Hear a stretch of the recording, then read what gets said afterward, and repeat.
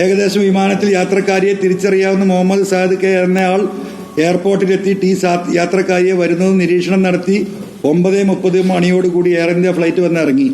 നടപടിക്രമങ്ങൾ പൂർത്തിയാക്കി യാത്രക്കാരി പുറത്തു വന്നു. ടിയാരിയെ കണ്ട് തിരിച്ചറിഞ്ഞ പേരും വിലാസവും ചോദിച്ച ഡീൻ വത്സൻ, ഡോക്ടർ ഓഫ് വത്സൻ, 66 വയസ്സ്, പള്ളിക്കുന്ന് ഹൗസ്, ബീനാച്ചി എന്ന അഡ്രസ്സാണെന്ന് മനസ്സിലാക്കുകയും ടിയാരിയോട് സ്വർണം കൊണ്ടുവന്നിട്ടുണ്ടോ എന്ന് ചോദിച്ചതിൽ പോലീസ് വയ്ക്കുക.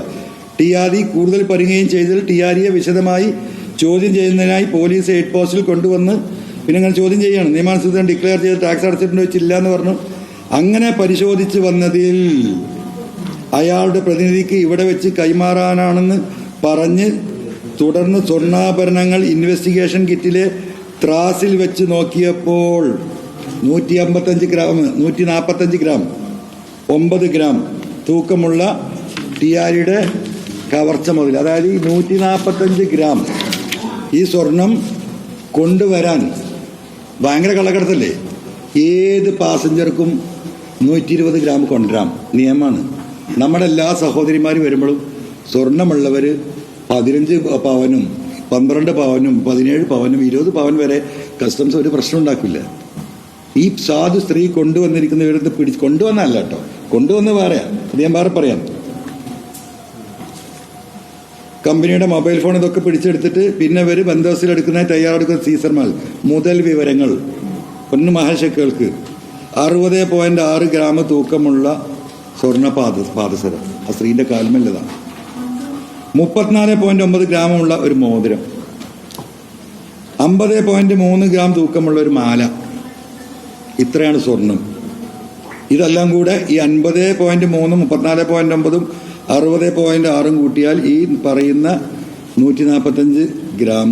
പിന്നെന്താണുള്ളത്? കറുത്ത നിറത്തിലുള്ള ഒരു തുണി കൊണ്ടുള്ള സഞ്ചി. എന്തിനാ എത്ര കറുത്ത നിറത്തിന്?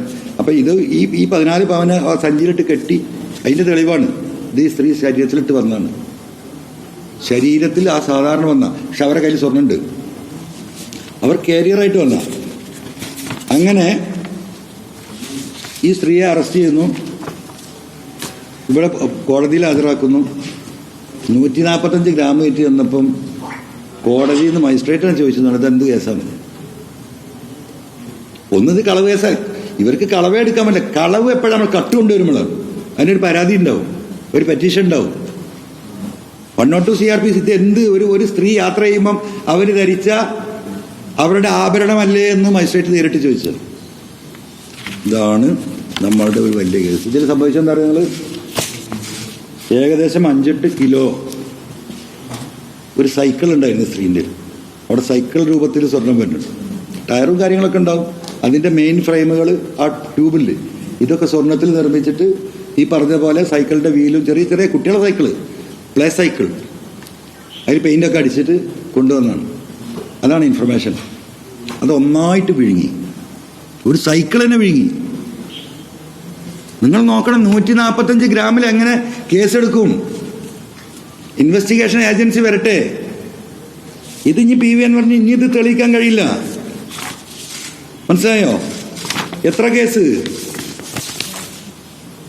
ഈ 156 കേസും ഈ ഇൻവെസ്റ്റിഗേഷൻ ഏജൻസി ഈ കൊണ്ടുവന്ന ആളുകളെ മാത്രം വിളിച്ച് ഇൻവെസ്റ്റിഗേറ്റ് ചെയ്താൽ മതി.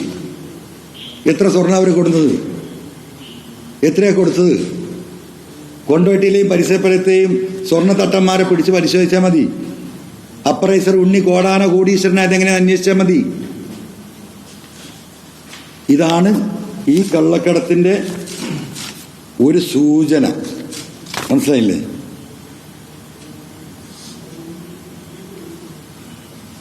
ഈ ആളുകളെ പലരെയും നമ്മൾ ബന്ധപ്പെട്ടു, പലരും വിറക്കാണ്, തയ്യാറായി, പ്രത്യക്ഷത്തിൽ തയ്യാറായി വരാൻ ആളുകൾ വിറക്കാണ്. ദുബായിൽ നിന്ന് വീഡിയോ കോളിലൂടെ പ്രത്യക്ഷപ്പെടാൻ തയ്യാറാണ്. പ്രശാന്തേ, ഒരുപാട് സ്ത്രീകൾ കാരിയസായിട്ട് വന്നിട്ടുണ്ട്.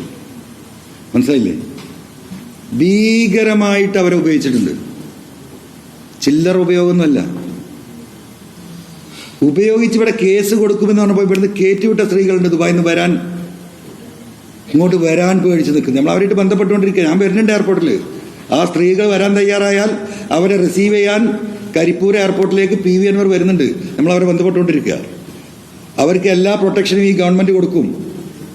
ആ ഗവൺമെന്റ് മുഖ്യമന്ത്രി എവിടെ ഉള്ളത്? ഇങ്ങനെ ഒരു കൊള്ളസംഘം. ഇപ്പം ഇന്നലെ പൊന്നാനിയിലെ ഇന്ന് രാവിലെ റിപ്പോർട്ടർ വിട്ട വാർത്ത ഉണ്ടല്ലോ. എന്താ നിജസ്ഥിതി? പോലീസ് അന്വേഷിക്കട്ടെ. ഞാൻ പോയിരുന്നു പൊന്നാനിയിൽ ആ സ്ത്രീയെ കാണാൻ. ഇതിൽ ഒളിവും മറവൊന്നുമില്ല.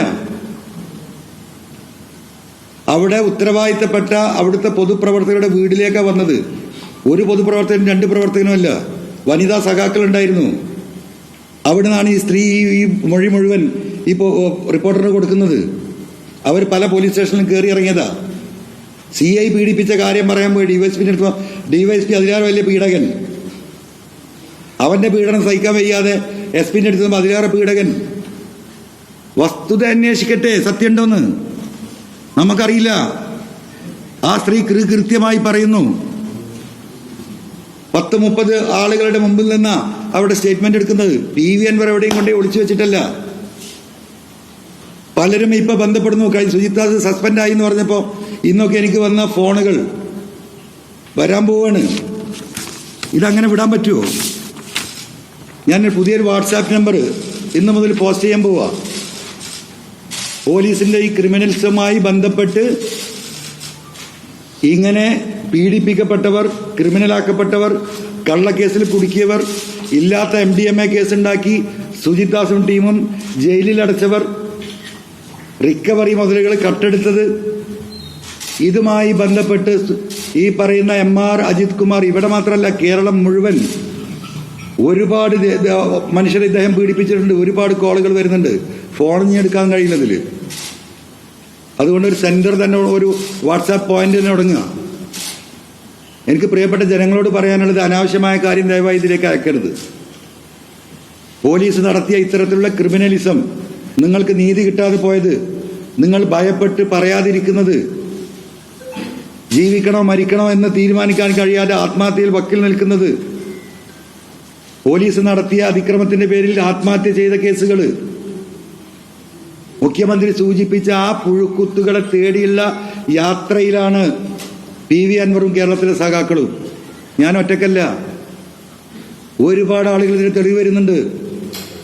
സംസ്ഥാനത്തെ എല്ലായിടത്തും സഖാക്കൾ ഇതുമായി ഇത്തരത്തിലുള്ള കേസുകൾ ബന്ധപ്പെടുന്നുണ്ട്. അതിനൊരു വഴി തുറക്കുകയാണ്.